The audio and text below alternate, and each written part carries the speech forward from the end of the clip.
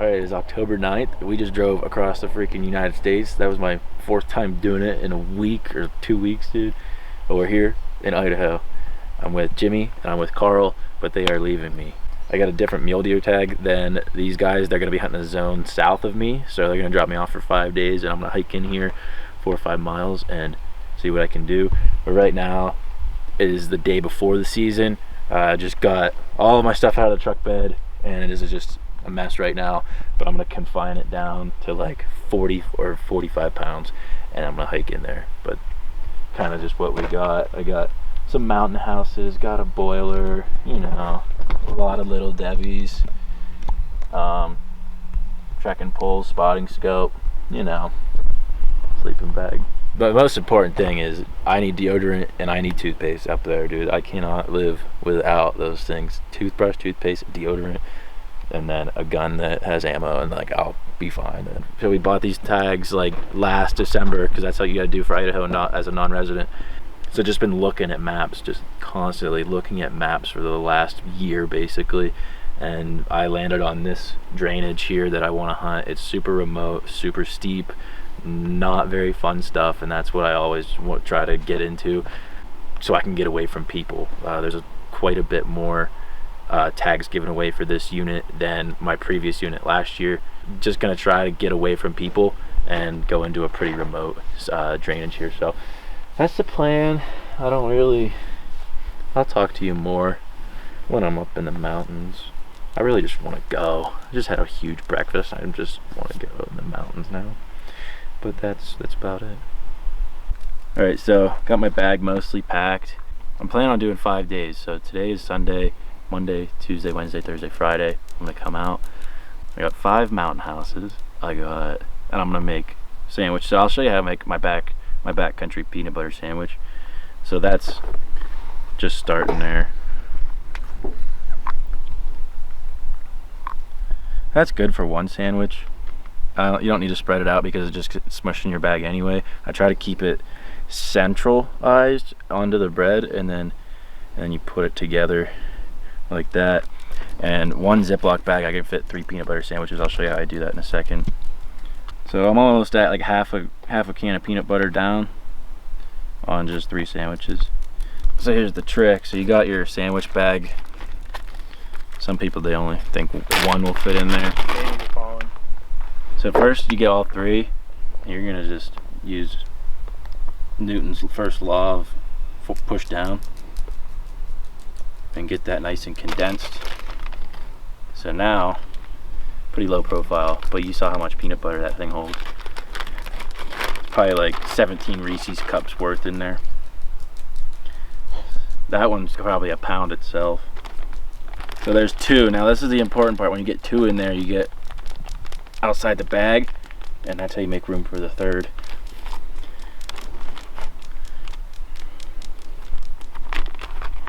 Boom. Make sure there's no air in it, because air is weight, and we're ultralight hunting. Air is weight. You gotta make sure all the air is out of that bag.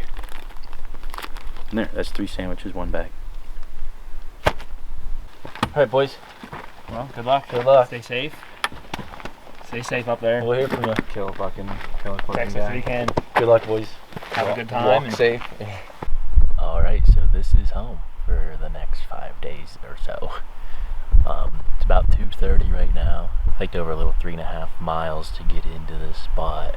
I still want to get in there another 3/4 of a mile and gain 1,500 to 2,000 more feet of elevation. I'm really expecting these deer to be high up on these spring seeps and avalanche chutes above tree line, right about the top of tree line. Right up this spine that I'm on. It's going to be a really good glassing knob. Like I said earlier at the trailhead, man, I've just been looking at maps for almost the last year of this area. I've never even set foot in here. This is a completely new area of Idaho to me.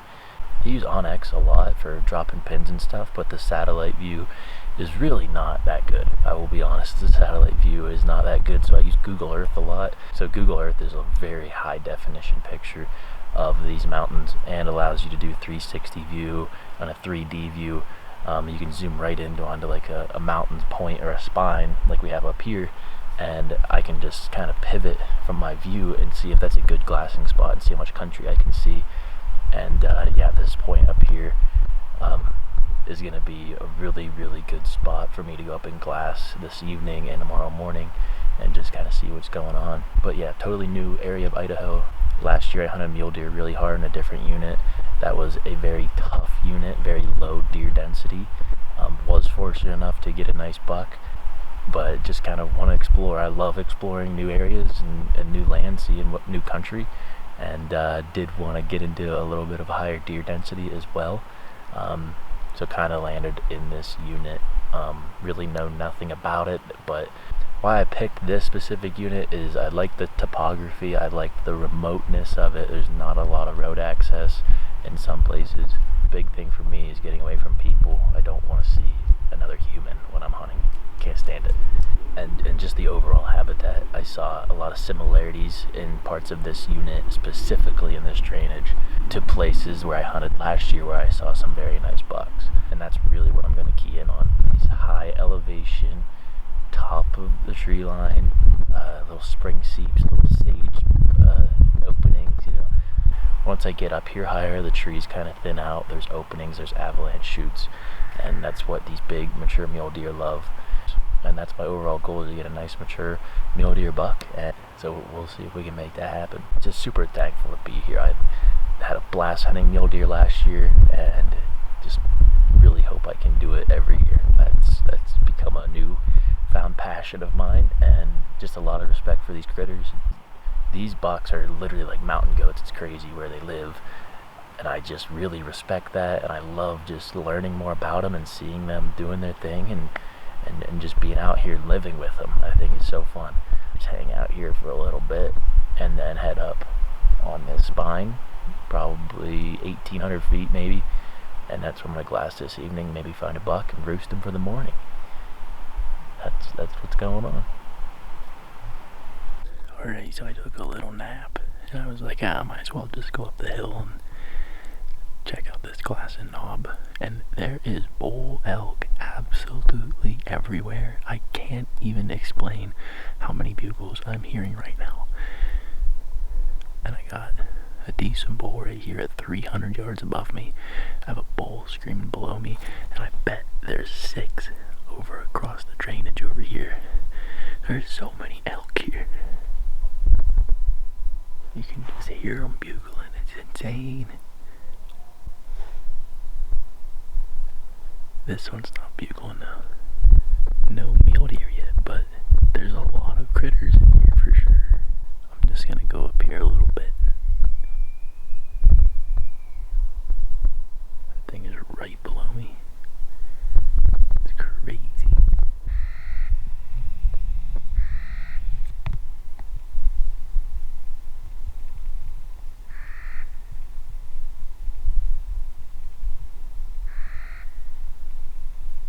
Be about last light year. I've just been absolutely surrounded by elk everywhere I have glassed. I have seen bull elk. I could have shot 3 tonight with a rifle, and I had one come into 60 yards. It's absolutely insane. And I haven't seen one deer.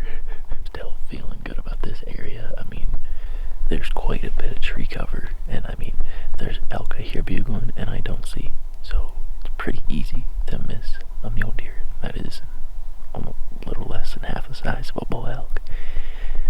They're hard to glass, they blend in so well, but I normally have better luck in the morning finding them. They seem that they want to be more out in the open and getting that first little hit of the sun, so I'm going to be right back here tomorrow morning. Alright, it's the first day of the Idaho deer season, October 10th. I'm back up on this glassing knob that I was at last evening. It's about 7 a.m. right now, just off first light here. Once again, bull elk everywhere.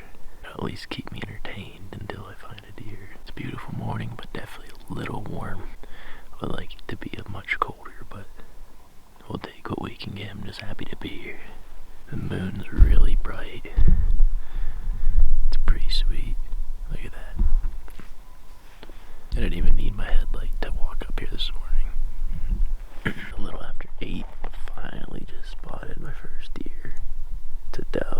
there's another one with it. I can't tell what it is. There's 2 bull elk over here. The deer right above them. The bulls are fighting a little bit. It's pretty cool. Another bull elk over here with some cows. But there's a deer here. Yay. Well, it's about 9 o'clock. Saw that first doe, and then the other deer with her was a doe. And then I glassed up 4 more does a little below them. And then in the other basin over there, I could see the top of a mountain, and I have pins marked over there, and I glassed a deer over there, but it's like 4 or 5 miles as a crow flies, and I cannot tell what it was. I've seen a lot of elk, and I actually just laid eyes on some mountain goats. Crazy. Super cool. I've seen so many critters today. Not what I'm looking for, but I cannot complain. This is freaking sweet. I'll try to film these mountain goats. They are way, way far out. I just glassing a mountain over there for fun. I think there's 3 of them. That video is going to be blurry, but they're mountain goats. I guess they're easier to find than a mule deer buck, huh? Good morning. It's day 2, October 11th. Got up here really high up to see. I can see a lot of country from here, so we'll see if we see more deer. Hopefully a buck. Alright, it's a little before 9 o'clock right now. I saw the same 2 does from yesterday in the same spot. We've seen elk literally everywhere I've looked, and I spotted what I think is a buck way out there. I spotted a deer right there yesterday, and it's way too far to even tell, but it's all alone. And when I first saw it today, I'm like, whoa. I mean, as the crow flies, that's probably 4 miles, and I can see this deer. Those that I have at like 800 yards, I can barely see, so I'm thinking it's a big buck. So right in here is where those does have been hanging out, in this like avalanche chute right here. And then that buck I spotted, what I assume to be a buck, is over here. That's his white butt right there, and that is 3.5 or 4 miles away as a crow flies, and I can see his butt. Yeah, that is not a today thing. Honestly, I think I'm gonna bounce out of here. I'm gonna give it probably 2 more hours of glassing though. See what else I can see, but I've put in afternoon, morning, afternoon, and morning. Have not seen a buck here. I've seen 6 does and a ton of elk. I feel like I've covered the area pretty good, although there's quite a bit of timber. I feel like I would have seen a buck. I mean, I've just been sitting here and glassing for 2 freaking days. I'm pretty confident that is a buck way over there. That's going to be an adventure for me to get over there because Jimmy and Karl have the truck. I mean, I could definitely get to the base of that mountain by this evening, and then be in there to hunt them tomorrow morning, I bet. And I'm lucky enough I got service up here. Got a hold of those guys, see how they're doing. I guess they aren't on to anything, and there's quite a bit of people in there. So they were going to relocate, and I was like, hey, if you can, pick me up. And they're like, yeah, for sure. So we're going to meet at the trailhead at 1 o'clock. And they're going to give me a ride because that's going to save me so much. I mean, that's probably an 8 or 9 mile hike for me to go down and then back up a different basin, which I would do it, but it's just the timing's going to work out perfectly that they can help me get a ride. So thank you. Thank you, Jimmy. Thank you, Karl. I don't feel bad about leaving this basin, you know. So, and then once I'm over there, then who knows what I'll be able to see, but I'm pretty sure that's a nice buck if I can see him from 4 miles. So I'm gonna get all my stuff rounded up, go back to camp, pack it up, and go to the trailhead. About 3 o'clock right now. Came out of the mountains. Jimmy and Karl picked me up, brought me over here. It is freaking hot out. It is so hot out. But now I'm hiking in to where I saw this buck this morning and yesterday morning. It's like a mile and a half for me to get there. And I'll be like 200 yards from where he was feeding. I'll be able to go right up on the ridge and be 200 yards from that avalanche chute where he's been feeding. So, assuming it's a buck, I'm really thinking it's a buck because it was big body and all alone. So, I'm just gonna take my time up there, set up camp, and go from there. I'll glass this evening. That's what I'm doing right now. Climbing this steep boy, straight up. Just got up here near where I want to camp. And I forget what these are called. Little plastic planters. Fence. Miracle Grow. Tarp. Someone's doing something here. You can put the puzzle pieces together there. Alright, just got spike camp number 2 set up. And now I'm back out here going after this buck I've seen the last 2 days. I climbed straight up this mountain. There's no trail at all. I probably climbed 2,000 feet and the buck is another, I don't know, 800 feet up here. The spine rides up and he's down in an avalanche cut in here. That's where I've been seeing him feeding. But I set up camp here because the wind's going this way into this basin. I don't want to go up any farther than this today. I just don't want to risk him getting my wind. And from here I can glass at 3 avalanche cuts up here. He was on the one farthest to the right, but I'll be able to see if there's anything else in these drainages. The sun's setting right in my eyes, so I can't glass for like another hour. And then I'm just gonna really focus up and down on those avalanche cuts. I doubt I can make a move tonight, we'll see. I'm really planning on doing it tomorrow. I'm just gonna follow this backbone up and then get on a different ridge and come right down, and I should be within 300 yards of where he's been feeding in that cut. So feeling good. Hopefully it is a buck. I imagine it is because I saw him from 5 miles away. So we're gonna hang out here and just enjoy the evening and glass up some deer, hopefully. Alright, the sun is just now dipping over that horizon and I'll be able to glass a lot more efficiently now. Hopefully we see him. Hopefully we see him. I'm excited. I doubt I can make a move tonight, but you know me, I might try it. Alright, I'm gonna get my spot and scope out. That buck's been hanging out right where those 2 white rocks are side by side. I imagine he went up into this timber above him somewhere to bed today. I've literally been glassing for 5 minutes and I've found 3 does and 1 other doe up high. Like immediately, so that's pretty cool. There's definitely deer here. Hopefully I found that pocket where there's just deer. Seems to be that way already. Just need to put some antlers on him. I just spotted a freaking good buck. He just popped out. Yes, that is a freaking dandy. Holy crap. Yeah, that's a good buck, man. Whew, right where I wanted him. Oh, let me try to get some video of him.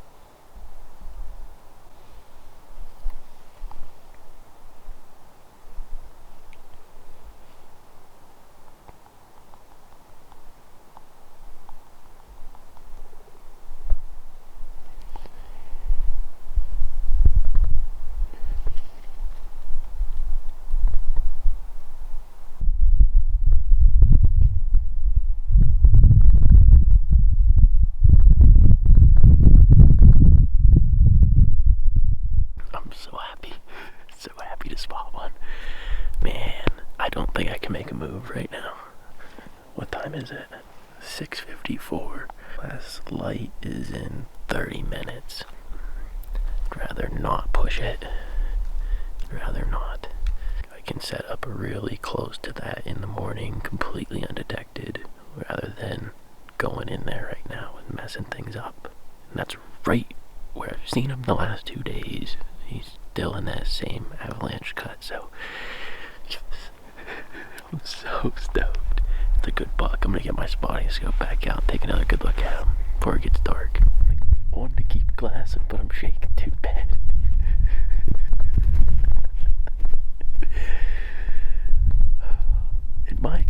the hardest part is freaking finding them. And I saw that freaking thing 5 miles away, man.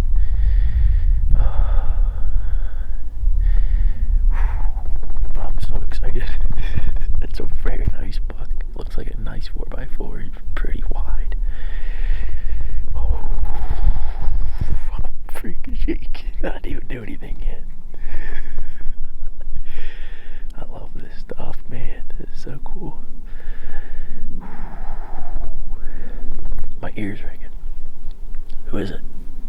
Hello? Alright, that's gonna do it for the day. Still shaking. Just lost light. I can't glass anymore, but that buck is still in that same spot. 6 or 7 cow elk came in above them, and they're feeding right above them, so that's gonna be another factor. Hopefully those elk just move like 7 counties away from here and don't wind me and ruin the hunt. Got a pretty decent game plan. Just like I said, run up this spine in the morning and just really play my thermals. The only way for me to get a shot at this buck is to be above him, because there's just way too much tree cover below. I'd be like way too close and I don't want to jump him. So